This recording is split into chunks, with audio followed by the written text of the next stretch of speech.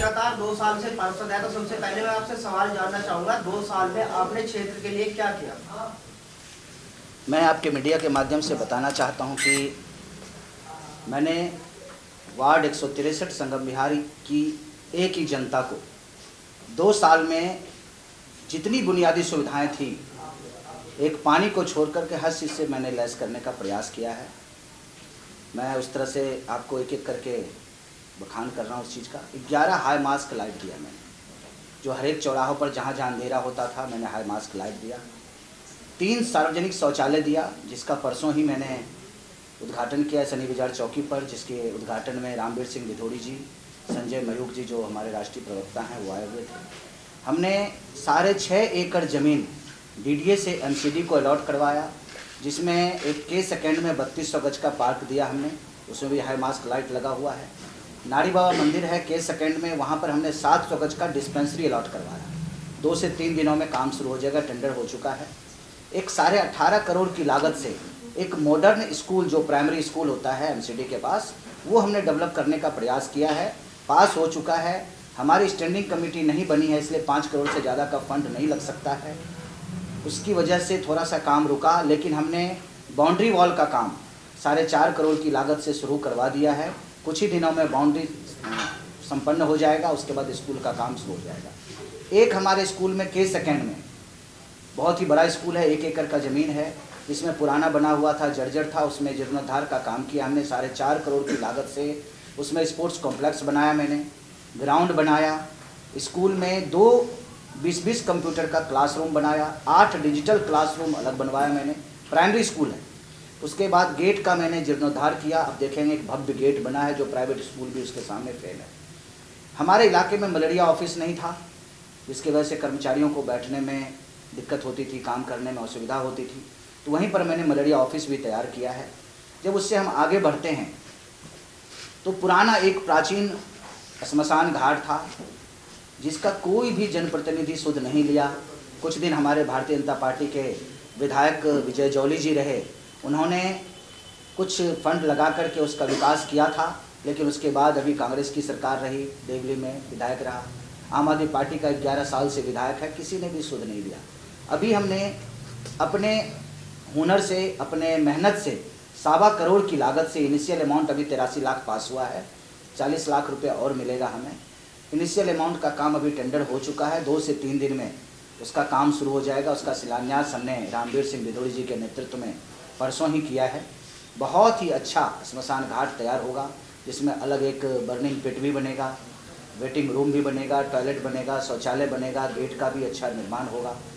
उससे जब हम आगे बढ़ते हैं तो एक शनि बाजार रोड है हमारे इलाके में, पूरा मार्केट है, वहाँ पर आए दिन वाटर लॉगिंग हुआ रहता था, सीवर की सुविधा नहीं है, और हमारे सफाई कर्मचारी बारिश होते ही रात में भी 10 बजे रात में काम करते थे, लेकिन असुविधा होती थी, कर्मचारी 24 घंटे के लिए तो होते नहीं हैं।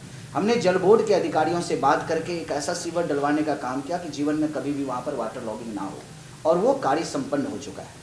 फिर जब हम आगे बढ़ते हैं बांध रोड पर, तो हमारे पास डीडीए का 5.5 एकड़ ज़मीन था, उसको हमने अलॉट करवाया। उस 5.5 एकड़ ज़मीन में हमने एक बढ़िया कूड़ादान बनवाने का प्रयास किया है, और वो टेंडर हो चुका है, कुछ ही दिनों में वो काम शुरू हो जाएगा। चुनाव से पहले मेरा ये सारा काम संपन्न हो जाएगा। 3000 गज में हमने बारात घर अलॉट करवा दिया है, 2500 गज में एक जच्चा बच्चा केंद्र बना रहा हूँ हॉस्पिटल के रूप में। उसके बाद 12000 गज ज़मीन उसमें मेरा बचता है, जिसमें प्रिंसिपल अप्रूवल कमिश्नर का आ चुका है। कुछ इंक्रोचमेंट है, उसको तोड़ने के बाद एक बड़ा सुंदर पार्क बनेगा, जो संगम विहार के लिए बहुत बड़ा सौगात होगा।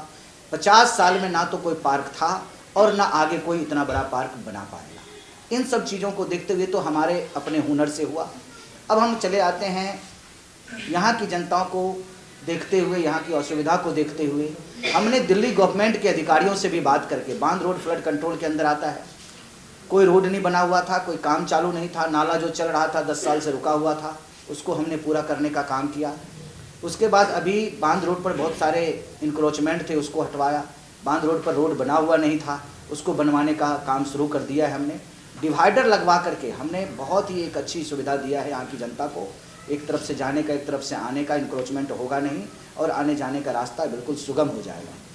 सबसे बड़ी समस्या जो संगम विहार की है वो पानी की समस्या है। जो हम टैंकरों के द्वारा जल बोर्ड के अधिकारियों से बात करके 20 से 25 टैंकर डेली मंगाते हैं, लेकिन वो पूर्ण रूपेण हम पानी नहीं पिला पा रहे। और सुविधा तो है, संगम बिहार की जनता के लिए जो केजरीवाल ने वादा किया था, हम 700 लीटर फ्री पानी देंगे, बिजली फ्री देंगे, 200 यूनिट, ये कुछ भी नहीं, जुमले थे उनके। 700 लीटर तो छोड़ दो, यहाँ तो 500 लीटर के लिए 200 रुपये लेते हैं और टैंकर माफियाओं के द्वारा पानी बेचा जाता है। जो कि हमारे बाप दादा पानी पियाऊ लगा करके पानी पिलाते थे, उस पर भी यहाँ के विधायक और केजरीवाल के सरकार के द्वारा घोटाले किए जा रहे हैं। संगम बिहार की जनता एक नारकी जीवन जी रही है, ना तो चलने का रास्ता है, न तो शुद्ध हवा है, न शुद्ध पानी है, फिर भी जीवन जीने के लिए मजबूर है, क्योंकि यहाँ की जनता बहुत ही गरीब है। इन लोगों ने जो आशीर्वाद मुझे 2 साल पहले दिया, हम उसको एक सेवा भाव से, एक अपना समर्पण भाव से काम किया मैंने, और सारी बेसिक सुविधाओं को अपने क्षेत्र में लाने का प्रयास किया। यदि इस बार भारतीय जनता पार्टी अच्छे कैंडिडेट को टिकट देती है, उसको देवली से, संगम बिहार से जिता करके भेजेंगे और भारतीय जनता पार्टी विधायक बना करके चौमुखी विकास का काम करेंगे। चौधरी साहब, चाहे होली चौक हो, पूरे क्षेत्र की सड़कें टूटी हुई हैं। मैं एक सवाल जानना चाहूँगा आपसे, मैं लगातार हर विधानसभा में जा रहा हूँ, तो सबसे बड़ा सवाल तो ये कि जनता को ये नहीं पता कि जो सड़कें हैं, कौन सा काम सांसद के अंडर में आता है, कौन सा विधायक के अंडर में आता है, कौन सा पार्षद के अंडर में आता है। तो आपके थ्रू जनता को मैं बताना चाहूँगा, आप बताना चाहिए मतलब कि आपके थ्रू क्या क्या काम आते हैं। देखिए, मेरे पास तो सिर्फ साफ सफाई का काम आता है, लाइट का काम आता है, कूड़ा उठाने का काम आता है। यदि सरकारी स्कूल है, वो भी प्राइमरी स्कूल है, उसमें हम कुछ फंड अपना लगा सकते हैं। अनऑथराइज्ड कॉलोनी में कोई भी एमसीडी का काम नहीं हो सकता है, चाहे रोड बनाने का काम हो, नाले बनाने का काम हो, या कोई भी विकास का काम हो ही नहीं सकता है। ये जो मैंने अपना विकास का काम बताया, ये अपने हुनर से, IAS IPS के अपने लाइसेंस से संपन्न कर पाया हूँ, क्योंकि सरकारी ज़मीनें थी, DDA का ज़मीन था, जो हमने MCD को अलॉट करवा करके ही संभव कर पाया, नहीं तो अनऑथराइज्ड कॉलोनी में कोई भी काम नहीं हो पा रहा है। सारा काम जो है विधायक के अंदर होता है, और कुछ काम जो सरकारी होते हैं, जैसे CPWD का इलाका है, चाहे वो NHI हो, उसमें सांसद का काम हो सकता है, बाकी सारा काम तो विधायक के अंदर में आता है। अच्छा, आपने कहा कि अगर पार्टी किसी अच्छे कैंडिडेट को टिकट दे, यहाँ पे वो जीत सकता है। अगर आपको टिकट मिलता है तो आपका विजन क्या है, आप जनता के लिए क्या करेंगे? देखिए, पार्टी यदि मेरे ऊपर विश्वास जताती है और टिकट देती है, तो जिस प्रकार से हमने एक पार्षद बन के, राजनीति में एक छोटा सा प्यादा ही हूँ मैं, पार्षद बन के मैंने अपने क्षेत्रों में चौमुखी विकास करने का प्रयास किया है, उसी प्रकार से हम विधायक के रूप में भी काम करेंगे। और जो क्षेत्र हमारा आएगा, और संगम बिहार की जो जनता है, वो सबसे ज़्यादा जो प्रताड़ित है, वो पानी की वजह से है, रोड की वजह से, सीवरेज की वजह से, और ना तो यहाँ पर स्कूल है कोई, ना तो अस्पताल है। इन 5 चीज़ों को सबसे पहले हम लाने का प्रयास करें। अच्छा चंद्र जी, एक बात बताइए, आप सभी निगम पार्षद हैं और आप चाहते हैं कि भारतीय जनता पार्टी का विधायक संगम बिहार के लोग जिताकर सत्ता में बिठाएं, लेकिन विधायकी के चुनाव में दिल्ली वासी जो है वो आम आदमी पार्टी पर ज्यादा ट्रस्ट करते हैं। आपको नहीं लगता कि वो एक बड़ी चुनौती भारतीय जनता पार्टी के लिए होगी? देखिए, इस बार ऐसी कोई चुनौती नहीं है। संगम बिहार की जनता और दिल्ली की जनता मन बना चुकी है कि अब नहीं सहेंगे, बदल के रहेंगे। भारतीय जनता पार्टी के कार्यकर्ता के नाते बात कर रहा हूँ मैं आपसे। यहाँ की जनता बिल्कुल अपना मन बना चुकी है, क्योंकि ना तो यहाँ पर रोड है, ना तो चलने का रास्ता है, ना तो पीने का पानी है, ना शुद्ध हवा है, सीवर का नहीं है, कोई निकास, पानी का निकास नहीं है, किसी भी तरह की सुविधा संगम बिहार और देवली वालों को नहीं है। इसीलिए जनता मन बना चुकी है कि इस बार बदल के ही रहे। चंदन जी, आम आदमी पार्टी जो है वो लगातार कानून व्यवस्था के ऊपर सवाल उठा रही है, जनता के बीच में जाके लगातार, जो कि केंद्र के हाथ में कानून व्यवस्था, उसको लेके सवाल उठा रही है। क्या बीजेपी के लिए चुनाव जो है कानून व्यवस्था की वजह से मुश्किल तो नहीं होने वाला? कोई मुश्किल नहीं होने वाला है। देखिए, केजरीवाल का काम ही है सवाल करना, मुद्दे उठाना और काम नहीं करना। जो उन्होंने सवाल आज किया है, उन्होंने जो एक वादा किया था, पहले उसके बारे में बात करते हैं कि दिल्ली को हम सिंगापुर बना देंगे। क्या उन्होंने पानी दिया? अनऑथराइज्ड कॉलोनी को बदलने का प्रयास किया। जो DTC बसों की सुविधा उन्होंने कहा था, क्या वो पूर्ण रूपेण हो रहा है? क्या आप देख रहे होंगे, बिजली के 200 यूनिट फ्री की बात करते हैं, वो किसी का भी 200 यूनिट नहीं आता है। 6 रुपये 7 रुपये यूनिट की बातें करते हैं, लेकिन 12 रुपये यूनिट डोमेस्टिक लगता है और 20 रुपये यूनिट कमर्शियल लगता है। आप बिजली बिल उल्टा कर देखें, यूनिट को अमाउंट मतलब अमाउंट को यूनिट से डिवाइड करें तो आपको पता चल जाएगा कितने रुपए यूनिट आप बिजली पे कर रहे हैं। तो हर एक तरह से अपनी खामियों को नहीं बताते हैं, दूसरे पर उंगली उठाने का काम केजरीवाल का रहा है और आगे भी रहेगा। आपने देखा होगा कि जब जब वो सत्ता में आते हैं तब तक वो वादे को भूल जाते हैं। जैसे ही चुनाव आता है आपने देखा कि 1000 रुपये महिलाओं को देने का वादा किया था केजरीवाल ने लोकसभा चुनाव में। आप किसी भी महिलाओं से पूछिए क्या 1000 रुपये आया क्या? लेकिन सितंबर तब तो उन्होंने घोषणा की है कि अब 2100 रुपए इसी महीने से जो है उन्होंने लागू कर दिए हैं महिलाओं के लिए, और महिलाओं में अच्छी खासी खुशी भी नजर आ रही है। देखिए खुशी तो इलेक्शन जो लोकसभा का इलेक्शन था उससे पहले भी खुशी थी महिलाओं में। आज अभी मैं कार्यक्रम करके आया हूँ, नुक्कड़ सभा करके आया हूँ, सारी महिलाएं थी, 90% महिलाएं थी। सबसे मैंने पूछा कि अकाउंट में पैसे आ गए क्या जो लोकसभा में वादे हुए थे? कह रहे नहीं हुआ था। मैंने क्या मन है? तो बिल्कुल बदल कर रहे हैं। जनता ने मन बना लिया है, इस बार केजरीवाल को उखाड़ फेंकेंगे और भारतीय जनता पार्टी की सरकार बनाएंगे। अब लॉ एंड ऑर्डर की बात करो, केजरीवाल जी से पूछो ना, पंजाब में तो उनकी सरकार है, पूरा लॉ एंड ऑर्डर के हाथ में है। सबसे ज़्यादा गैंगस्टर कहाँ हो रहे हैं पैदा? पूरे इंडिया के अंदर रिकॉर्ड देखोगे सबसे ज़्यादा गैंगस्टर आज पंजाब के अंदर हैं। गुरुद्वारे तक के अंदर घुस के गोलीबारी हो रही है, इससे ज़्यादा शर्मनाक बात नहीं हो सकती। अगर दिल्ली की कानून व्यवस्था पे उंगली उठाते हैं उससे बड़ा क्वेश्चन मार्क उनके खुद के ऊपर लगता है, उनकी जहाँ सरकार चल रही है पंजाब के अंदर। दिल्ली के अंदर लॉ एंड ऑर्डर कभी ना फेल हुआ ना हो सकता है, लेकिन वहाँ पे भी महिलाओं की सुरक्षा के साथ साथ अन्य क्राइम रेट भी जो बढ़ रहा है उस पे अरविंद केजरीवाल लगातार सवाल खड़े कर रहे हैं। आपको नहीं लगता बीजेपी की भी जिम्मेदारी है? वो गृह मंत्री पे सवाल खड़े कर रहे हैं, कह रहे हैं अमित शाह यहाँ को देख नहीं रहे, संभाल नहीं पा रहे हैं। देखो अमित वो उनका तो हमेशा क्वेश्चन मार्क रहा है। तो कोरोना में बोल रहे थे कि हम तो नहीं समझ रहे, आप दिल्ली आकर संभाल लो। वो तो हमेशा क्वेश्चन का काम ही है, क्वेश्चन लगाओ और भाग जाओ। जिम्मेदारी से बचने का इख्तियार रखा नहीं। कानून व्यवस्था निश्चित रूप से केंद्र की जिम्मेदारी, दिल्ली पुलिस केंद्र के अंदर में आती है, और हर जहाँ जहाँ एक गोलीबारी हुई है या जो भी ऐसा कांड हुआ है पुलिस ने त्वरित कार्रवाई करते हुए अपराधियों को पकड़ा है। जितने बड़े नक्सल हम देखो, कल भी एनआई के छापे पड़े हैं, पूरे देश के अंदर छापे हुए हैं एनआई के, पंजाब के अंदर छापे हुए हैं, उड़ीसा के अंदर छापे पड़े हैं एनआई ने। जहाँ जहाँ पे बड़े गैंगस्टर पनप रहे हैं उनको खत्म करने के लिए पूरी तरह से तत्पर एनआई है, जो गठजोड़ है इनका इनको। लेकिन केजरीवाल खाली कानून व्यवस्था पे क्वेश्चन मार्क करके और भाग जाओ। उनका मतलब कुल मिला के ये कि क्वेश्चन उठा दो और चले जाओ, उनकी कोई जिम्मेदारी नहीं बनती है। अगर भाजपा आपको टिकट देती है और जनता का आशीर्वाद से आप जीत भी जाते हैं तो क्या रोड मैप आपका होगा संगम बिहार की जनता के लिए? देखिए रोड मैप तो यही है कि सबसे पहले निकासी की व्यवस्था करें। संगम बिहार में कम से कम 10 लाख पब्लिक रहती है और उसकी निकासी की व्यवस्था कहीं नहीं है। सबसे पहले तो अच्छे एक निकासी की व्यवस्था करेंगे, चाहे पीछे से रास्ता जाए या इंक्रोचमेंट हटा करके हो या एलिवेटेड रोड बने, सड़क बने, कुछ भी हो। सबसे पहला काम है निकासी का, दूसरा काम पानी का, तीसरा काम स्कूल और कॉलेज खुलवाने का, चौथा काम जो है वो हॉस्पिटल।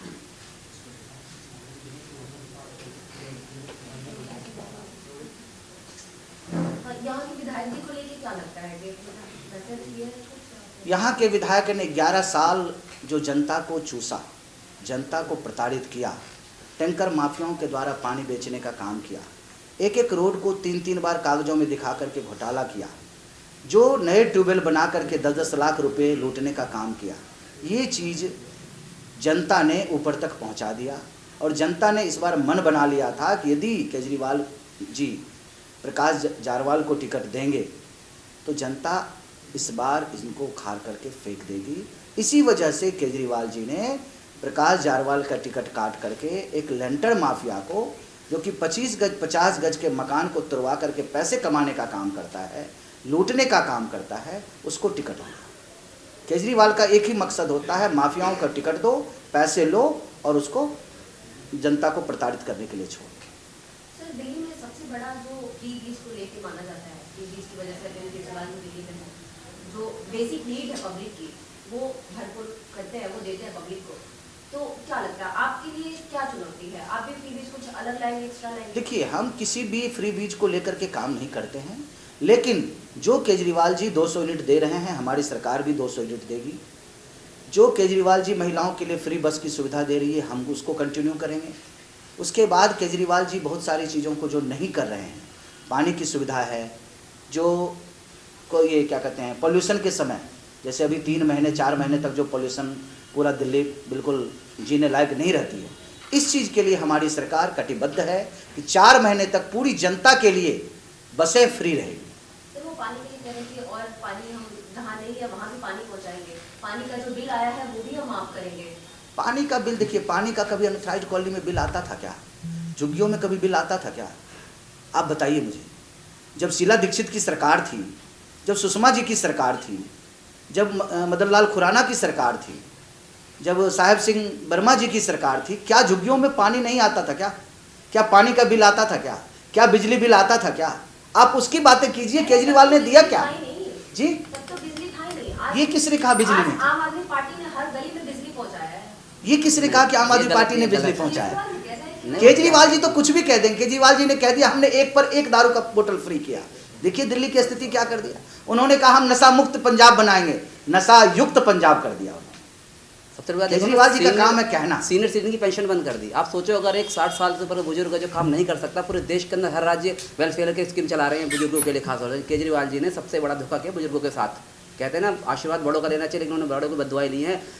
सीनियर सिटीजन पेंशन बंद कर रखी, आज तक नहीं खोली उन्होंने सर पेंशन। कह रहे 2025 में अगर हमारी सरकार आती है अब तो ये- कहने को तो उन्हें पता सरकार आई नहीं स्टार्ट कर रही। देंगे। देखो अब स्टार्ट कर दो, लेकिन जो पिछले कितने साल से बंद पड़ी है वो लोग कैसे अपना गुजर यापन कर रहे हैं। आप समझ सकते हो 60 साल से ऊपर के कई बुजुर्ग हमारे दिल्ली के अंदर रहते हैं जिनके पास कोई आय का साधन नहीं है। वो किस प्रकार से अपना एक एक रुपये मांगते होंगे, घर वालों से मांगने पड़ रहे हैं पैसे। लेकिन अगर उनको 2-3 हज़ार रुपये कुछ उनका एक सम्मान की जीवन जी सकते थे। हमारे हरियाणा बगल के अंदर है, हरियाणा में 3,000 रुपये मिलते हैं पेंशन, वृद्धावस्था की पेंशन 3,000 रुपये। और हरियाणा तो बहुत छोटा दिल्ली है। चंदन जी इस बार फिर से केजरीवाल जो है वो ऑटो चालक जितने भी हैं दिल्ली के उनसे वोट साधने की कोशिश कर रहे हैं। 5-5 गारंटियां जो हैं ऑटो चालकों को दी हैं।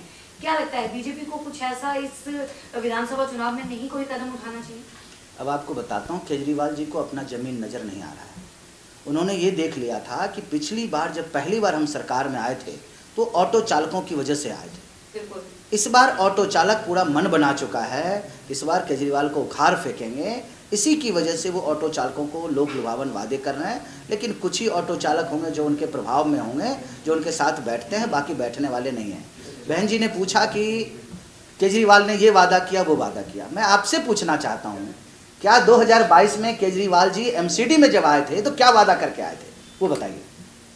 कूड़े का पहाड़ हटा देंगे, क्या कूड़े का पहाड़ हट गया? उन्होंने वादा किया था कि एमसीडी में सरकार आएगी तो विकास की झड़ियाँ लगा देंगे, क्या विकास हो चुका है? उन्होंने कहा था आते ही हम इतना फंड दे करके पार्षदों को विकास का काम करवाएंगे, क्या आपको लगता है स्टैंडिंग कमेटी बनने नहीं दे रहे? 2 साल से आपके मीडिया के माध्यम से मैं बताना चाहता हूं, केजरीवाल जी ने एमसीडी को भी एक दलदल में डाल दिया है। हमारी एमसीडी स्टैंडिंग कमेटी बनाकर ही कुछ कर सकती है। 5 करोड़ से ऊपर का फंड जब तक हाउस में नहीं जाएगा, स्टैंडिंग कमेटी में नहीं जाएगा, तब तक काम नहीं हो सकता है। केजरीवाल जी ने मेयर तो बना करके लूटने का काम जरूर किया है, लेकिन स्टैंडिंग कमेटी जो भारतीय जनता पार्टी की बनेगी वो बनने नहीं दे रहे। आपने देखा होगा एससी जो हमारा दलित मेयर होता था, वो 8 महीने जनरल मेयर को बैठा करके रखे, लेकिन दलित मेयर नहीं बनने दिया। अब 3 महीने, अभी पिछले महीने उन्होंने मेयर बनाया, मार्च तक का मेयर है। 4 महीने में क्या काम कर लेंगे दलित लोगों के लिए? दलित मेयर क्यों बनाया जाता है? दलितों को ऊपर उठाने के लिए, उनकी आवाज़ बुलंद करने के लिए, उनके क्षेत्र में विकास करने के लिए। क्या नहीं लगता आपको कि दलितों का हक मार रहे हैं? झूठ बोल करके सत्ता में आते हैं और वादे खिलाफी का काम करते हैं, तो उनका काम है कुछ बोलना। बागी नेता जो कि बीजेपी छोड़ के आम आदमी पार्टी में गए, अभी जो 2 लिस्टें आम आदमी पार्टी की आई है उनको ही टिकट दे के आम आदमी पार्टी ने उतारा है। क्या उन्हीं चेहरों पे इस बार जीत होगी आम आदमी? देखिए भारतीय जनता पार्टी है, जी। बहुत सारे लोग अपनी महत्वाकांक्षा के लिए आते हैं और महत्वाकांक्षा सिद्ध नहीं होती है तो चले जाते हैं। कार्यकर्ताओं की भारतीय जनता पार्टी में कमी नहीं है। भारतीय जनता पार्टी एक विचारधारा की पार्टी है और अपनी मजबूती के साथ चुनाव में लड़ना चाहती है। किसी कैंडिडेट के ऊपर पार्टी नहीं काम करती है। भारतीय जनता पार्टी ऐसी पार्टी है कि किसी को भी टिकट दे करके क्षेत्र में उतारेगी तो जनता उसको आशीर्वाद जरूर देगी। सर इस बार दिल्ली में त्रिकोणीय लड़ाई भी है, कांग्रेस अलग से लड़ रही है चुनाव, क्या लगता है कितना चुनौती है? देखो चुनौती क्या, तो केजरीवाल जी ने बताऊँ, केजरीवाल पहले मैं लोगों को सावधान कर रहा हूँ, केजरीवाल से सावधान रहें। क्यों? क्योंकि केजरीवाल जी जमानत पे बाहर आए हैं, बरी होके नहीं आए हैं। केजरीवाल दोबारा जेल जा सकते हैं। ध्यान रखें, जिस दिन साक्ष्य और मिलेंगे तो दोबारा जेल जाएंगे। तो दिल्ली वालों सावधान हो जाओ कि ऐसा मुख्यमंत्री मत चुना कि दोबारा जेल चला जाए, फिर दोबारा सीएम तीसरा बदलना पड़ जाए। इसलिए केजरीवाल जी घूम रहे हैं ना, बहुत साफ हूँ, बहुत साफ हूँ। साफ कैसे हो आप? बरी होके नहीं आए हो आप। और ये कोर्ट ने भी खुद बोला है, हम नहीं बोल रहे बात। सिसोदिया जी को अपनी सीट छोड़ के दूसरी सीट पर लड़ना पड़ रहा है। क्यों लड़ना पड़ रहा है? इतना बड़ा आपने शिक्षा क्रांति कर दी, अपनी सीट छोड़ के क्यों आए आप जमपुरा लड़ने के लिए? आप लड़ो ना, वहाँ पे रिकॉर्ड बनाओ ना, 20 साल 30 साल लगातार जीतने का। जो अच्छा काम करता है लगातार रिकॉर्ड बनाता है इस सीट पे। मोदी जी लड़ रहे बनारस से, लगातार रिकॉर्ड पे रिकॉर्ड बन रहे हैं ना, आप भी बनाओ लगातार जीत के। लेकिन आप सीट छोड़ के भाग रहे हो, इसका मतलब कहीं ना कहीं आपको हार निश्चित रूप से नजर आ रही है ना आपको अपनी। फर्जी वोटरों का मुद्दा बना हुआ है इसमें, जैसे केजरीवाल देखिए वो कर चुके हैं, इसलिए उन्हें पता है। उनको वो ये कर दर्द चुके हो हैं रहा काम है। पहले। लोग अभी निगम के चुनाव में उन्होंने वोट कटवाए थे, तो उन्हें यार लग रहा है कि हम भी यही कर रहे हैं, लेकिन केजरीवाल जी जो खुद कर चुके हैं, हम ऐसा करने वाले नहीं है। लेकिन जो नकली वोट है, जो बांग्लादेशियों के हैं, रोहिंग्या के वोट बनवा दिए लोगों ने, तो निश्चित रूप से कटने हैं। बिल्कुल करेंगे। हमारा नहीं बांग्लादेश का व्यक्ति हमारे देश का वोट आपके कैसे हो मीडिया सकता के माध्यम से मैं बताना चाहता हूं कि 2022 में केजरीवाल जी ने भारतीय जनता पार्टी के कार्यकर्ताओं का वोट कटवाया, मतलब जो जिंदा है आदमी उसको डिलीटेड दिखा दिया। हम वैसा काम करने वाले हैं नहीं। एक चुनाव आयोग का डायरेक्शन है कि जाकर के बीएलओ के द्वारा विजिट करें घर घर में, जो जेन्युइन वोट है वो रहेगा, जो फर्जी वोट है वो कटेंगे। तो ये हमारा काम नहीं है, ये चुनाव आयोग का काम है। वो कटवाएं बढ़ाएं, हमारा कोई लेना वोट वो कट रहे हैं जो दो जगह हैं। कभी आप दो जगह से वोटर नहीं हो सकते हो। आपका वोट यूपी में भी, आपका वोट दिल्ली में कैसे चलेगा? एक ही जगह वोट हो सकता है आपके पास। ऐसे जो वोट कट रहे हैं जहाँ दो जगह लिस्ट में नाम है सेम, और पूरा वो सर्वे होता है आयोग की वेबसाइट पर, आयोग ने फिल्टर किया है, आयोग कटवा रहा वोट, हम नहीं कटवा रहे वो पूरे। बहुत बहुत धन्यवाद सर बातचीत करने के लिए। बहुत Thank you, बहुत sir. Thank you.